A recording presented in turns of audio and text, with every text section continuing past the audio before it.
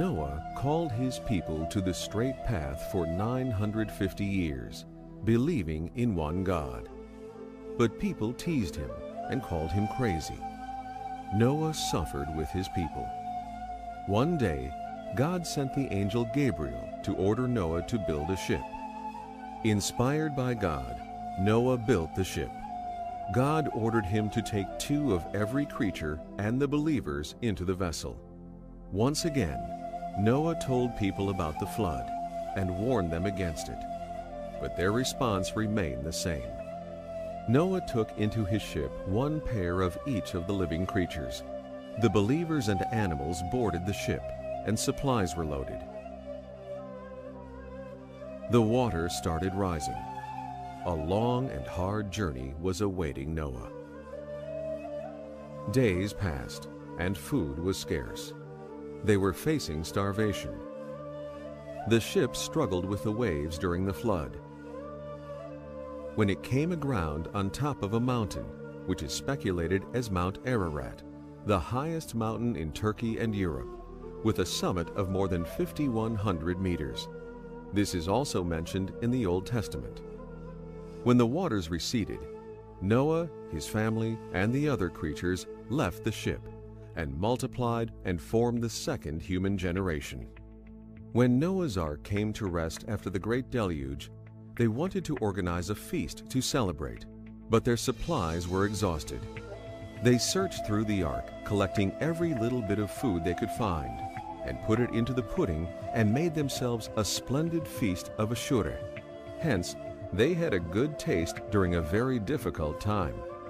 Since that day, Ashura has been cooked every year in remembrance of what Noah and his people went through, mixing all the dry beans and wheat.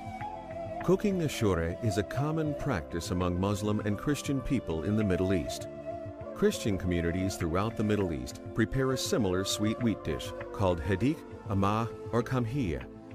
In Turkey, it is customary to prepare Ashura at a certain time of the year, which occurs for 10 days during Muharram, which is the first month of the Islamic calendar. However, in Turkey, you can find Ashura in pastry shops throughout the year.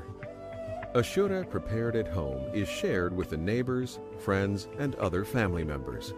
Ashura is a bridge between a historical religious figure, Prophet Noah, and our day-to-day life. It reminds us of our common heritage, since Noah was our second father, after Prophet Adam.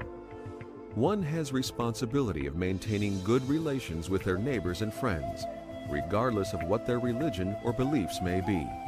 In that sense, Ashura is the symbol of friendship, multiculturalism, and unity. The most important characteristic of Ashura is that the ingredients, not related to one another, are combined. Haricot bean, chickpea, broad bean, wheat, currant, apricot, fig, orange peel, hazelnut, walnut, pignolia, chestnut, raisin, rose extract, rice, milk, sugar, with pomegranate pieces on it. Now, as you can see, such different ingredients come together, and a flavor emerges. Each of the ingredients in Ashura preserves its own flavor. However, this flavor does not come to the fore.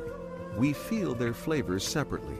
Nevertheless, there is a dominant new flavor, the Ashura flavor.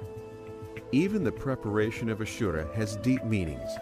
The cooking periods of the ingredients differ. They are all cooked separately. Some are soaked. Some are added as they are. Ashura includes so many ingredients, yet it has one single taste. That shows how it is possible to reach unity within diversity. As the American national motto says, E pluribus unum.